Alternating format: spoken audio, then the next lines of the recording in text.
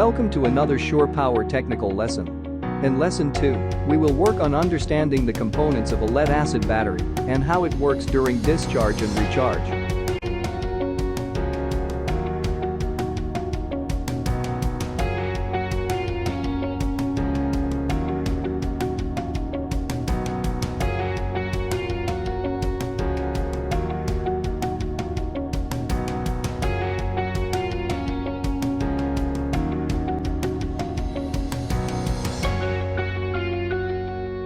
A battery delivers electric current by a process referred to as an electrochemical reaction, which is the flow of electrons between a solid electrode and substance known as an electrolyte. This flow triggers an electric current through the electrodes when a load is externally connected to the electrodes. A simple example of a battery is a lemon battery as shown. There are three basic components required for a battery. First, two dissimilar metals known as electrodes. One electrode consists of a copper penny and creates a positive electrode. The other electrode consists of a zinc-coated nail to create the negative electrode. The second component is the electrolyte, which consists of lemon juice, which is an acid solution. And the third component is the container. The outer skin of the lemon acts as the container. When the lemon battery is constructed, a voltage can be measured between the two electrodes. Typically, you will measure 1 volt. If a circuit is completed, electrons will flow from the negative electrode to the positive electrode until the active materials are depleted. Lead-acid batteries are the most common secondary batteries. You will find them in most applications sold and serviced by Shore Power. As with the lemon battery, a lead-acid battery consists of three basic components. First, the dissimilar metals are typically constructed of flat plates. We will review this further in lesson 3.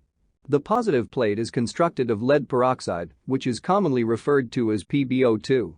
Typically, the color of this plate will be black but can be dark brown.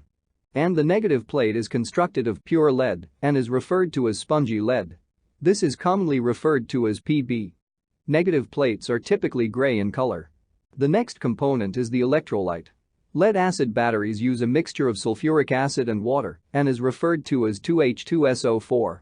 Generally, the concentration is 30% acid to water, but varies on the application. The third component is the container. Generally, the container is made of a plastic and can be either translucent or opaque. The container can also be resistant to flammability or breakage. When a load is connected to the positive and negative plates, an electrochemical reaction occurs as electrons travel from the negative plates through the load towards the positive plate. As this reaction occurs, the acid, SO4, breaks away from the electrolyte and enters into both plates, working from the outside towards the center of the plate. As the acid enters into the positive and negative plates, both plates become lead sulfate, PbSO4.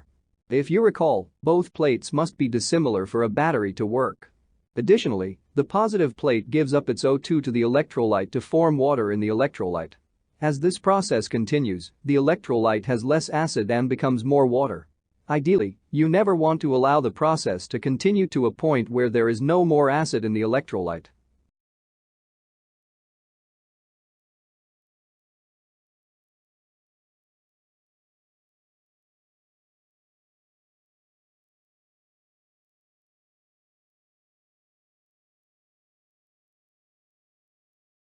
When a charger is connected to the positive and negative plates, an electrochemical reaction occurs as electrons are forced to travel to the plates. The acid, SO4, in the positive plate is returned to the electrolyte, and the oxygen in the electrolyte water is forced back into the positive plate to return it to lead peroxide, PbO2. The acid, SO4, in the negative plate is returned to the electrolyte, and the negative plate is now pure lead, Pb.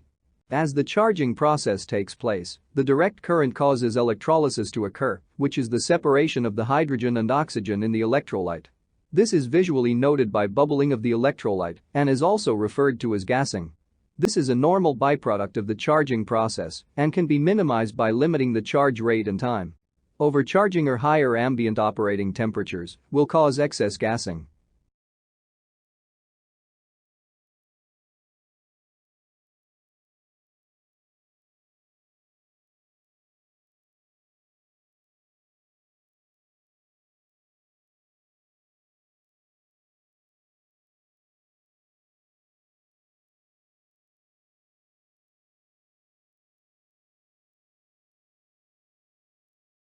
In summary, a normally charged cell has the following properties: a positive plate that is lead peroxide and a negative plate that is pure lead or spongy lead.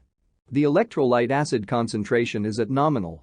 When a battery discharges, the electrolyte becomes closer to water, and the acid in the electrolyte enters both the positive and negative plates to become lead sulfate. And as the battery is charged, the acid in the plates is forced back into the electrolyte, causing the positive plate to return back its normal lead peroxide state, while the negative plate returns to pure lead. Shore Power is committed to your continued growth, and we hope this lesson will put you on a path of success in your career as a power expert. Please feel free to share your comments and suggestions so we can continue to expand and improve our training program.